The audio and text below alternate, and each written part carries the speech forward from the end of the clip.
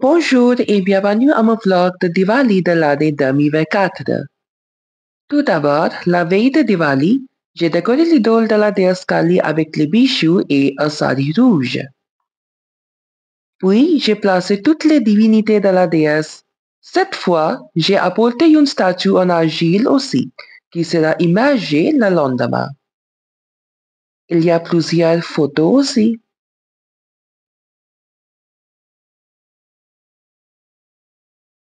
La midi, j'ai commencé à dessiner l'alpona dans la salle du temple.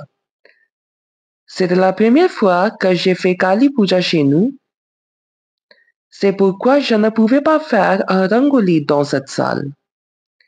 Bien sûr, j'ai fait cette alpana en utilisant Kurimati. Puis, je l'ai fait dans la même manière devant l'entrée de ma maison. De plus, la porte a été décorée avec des fleurs. Après avoir terminé la décoration devant ma maison, je suis rentré au temple pour faire la décoration avec fleurs là-bas. J'ai placé un pot sacré devant la déesse aussi. Alors, Diwali n'est pas complet si l'on ne fait pas de rangoli, n'est-ce pas?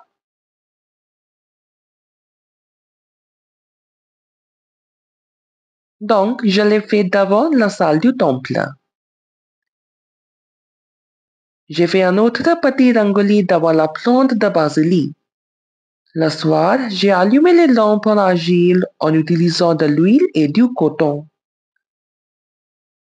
Premièrement, je les ai placés sur les escaliers. Deuxièmement, devant notre bureau. Et dernièrement, devant notre maison. Les bâtiments sont bien décorés avec les lumières multicolores. Ensuite, nous sommes tous allés sur la terrasse pour allumer des pétards. Ces pétards symbolisent le triomphe du bien sur le mal, de la lumière sur l'obscurité. Les gens croient que c'est un moyen de célébrer le retour de Dieu Ram à Ayodhya. Non seulement les pétards ajoutent de l'amusement et un sentiment de célébration, mais aussi ça fait un événement mémorable pour les familles et les communautés. Parfois, la lumière des pétards sont également associées à l'invitation de la déesse Lakshmi, la divinité de la richesse.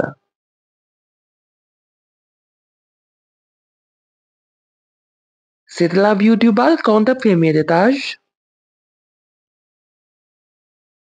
Ensuite, j'ai fait les autres préparatifs pour la prière. Je l'ai commencé à 22h30. Pour nous, Diwali est le jour de Shama Puja. Kali Puja, principalement célébrée au Bengale, en Odisha et en Assam, coïncide avec Diwali. Mais les rituels et l'accent diffèrent considérablement de ceux du nord de l'Inde. Tandis qu'au nord, les dévots rendent hommage à la déesse Lakshmi pour la richesse et la prospérité.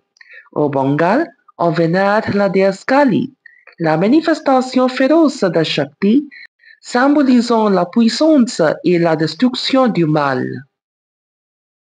En effet, Kali Puja implique des rituels tantriques, l'offrande de fleurs d'hibiscus rouges et des cérémonies effectuées à minuit, visant à libérer les croyants de la peur et des énergies négatives. En revanche, à Diwali dans le nord de l'Inde, l'accent est mis sur les lampes, les pétards, les lumières et la déesse Lakshmi. Cependant, malgré ces différences, les deux traditions célèbrent la victoire de l'énergie divine sur les énergies négatives.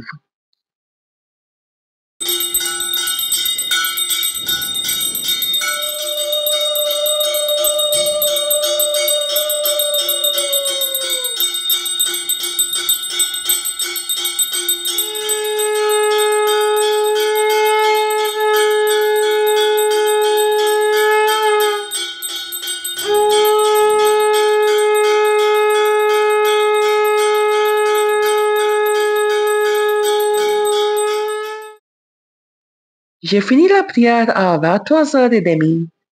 Je suis parti de chez moi après avoir pris le dîner. Je suis allé à Uttam Nagar Kalibari. Il y avait beaucoup de gens qui venaient pour assister à la prière de la déesse Kali.